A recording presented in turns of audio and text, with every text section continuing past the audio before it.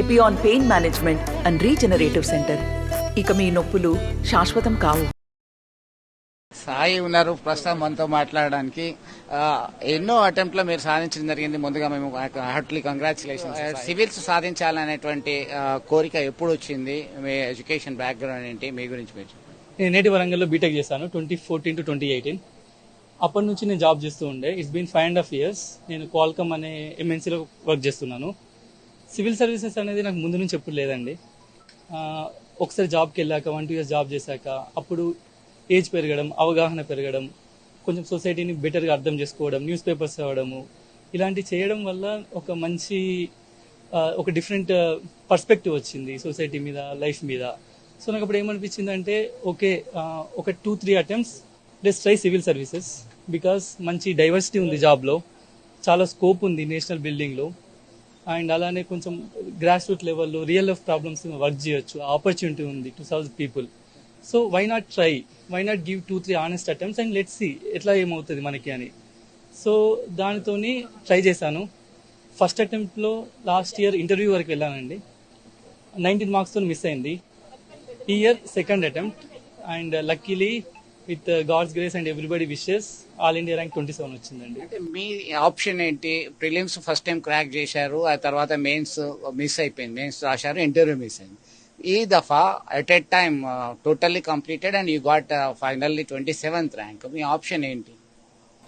Option in the sense services లేదు, దీనిలో subject.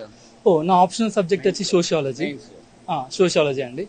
So that is one of the part. ఎట్లా అంటే ఒక 20% మార్క్స్ కవర్ అవుతుంది, బట్ మిగతా అంతా general studies, essay and interview marks score depend అయి ఉంటుందండి. సో నాకు లాస్ట్ ఇయర్ ఎలా అంటే ప్రతి ఒక్క సబ్జెక్ట్లో ఇంప్రూవ్ చేసుకునే స్కోప్ ఉండేది.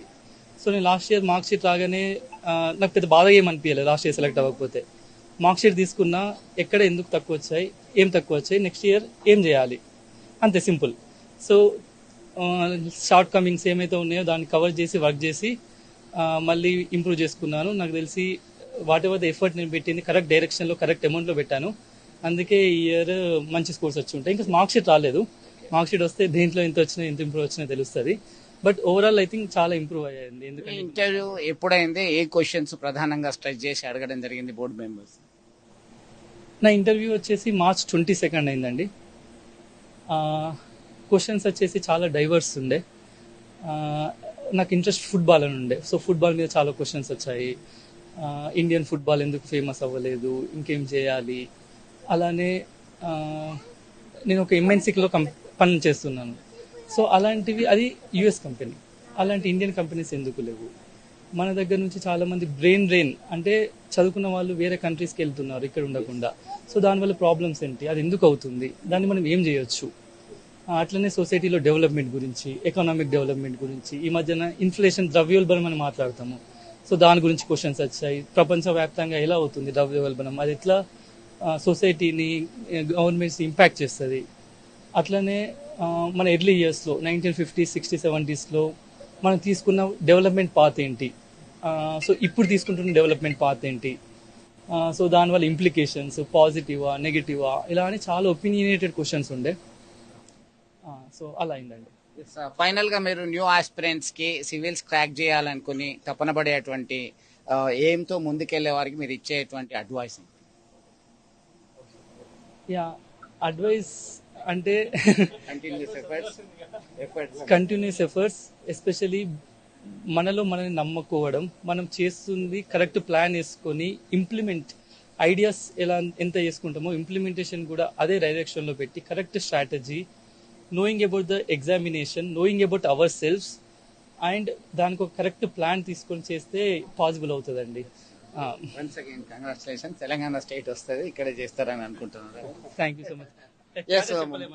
మొత్తానికి అనుకున్న లక్ష్యాన్ని సాధించడం జరిగింది. సోషియాలజీ సబ్జెక్ట్ గా తీసుకొని అనుకున్న గోల్ సాధించారు. మన మీద మనకి నమ్మకం ఉంటే ఏదైనా సాధించవచ్చు అని నిరూపించినటువంటి ఘనత ఇతనికే దక్కుతుంది.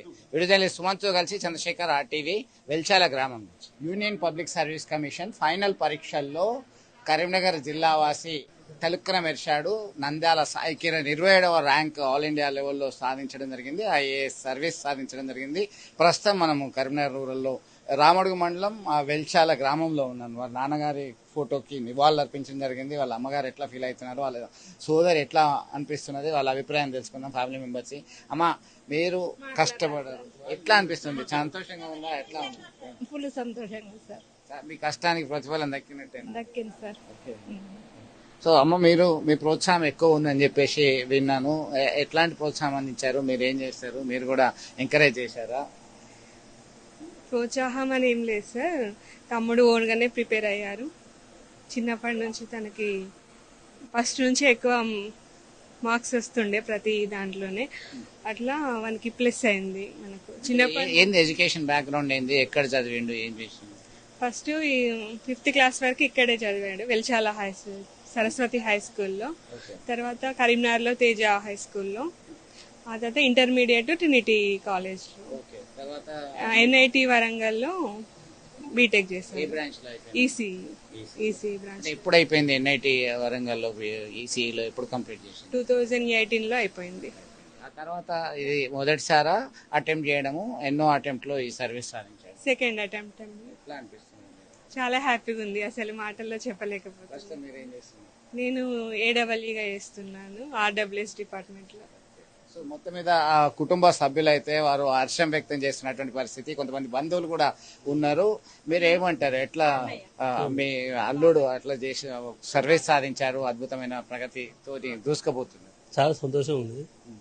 ఎందుకంటే తను ఫస్ట్ బేసిక్గా బాగా కష్టపడ్డాడు. పోతే from the beginning intelligent student.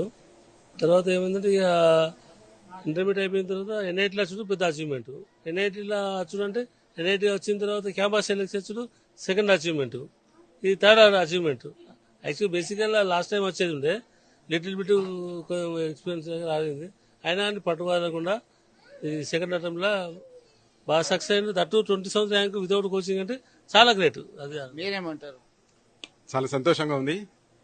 మా చేనేత బిడ్డ, మా వెల్చాల గ్రామానికి సంబంధించిన సాయి కిరణ్ కూడా మధ్యతరగతి కుటుంబం నుండి వచ్చి వెనుకబడిన తరగతి నుండి కూడా ఒక కలెక్టర్గా సెలెక్ట్ కావడం, ఆల్ ఇండియా 27th ర్యాంక్ రావడం కూడా మాకు చాలా సంతోషంగా ఉంది. మా కుటుంబ సభ్యులకు, మా గ్రామానికి, ఇక్కడ అందరికీ కూడా చాలా సంతోషంగా ఉంది. Thank you.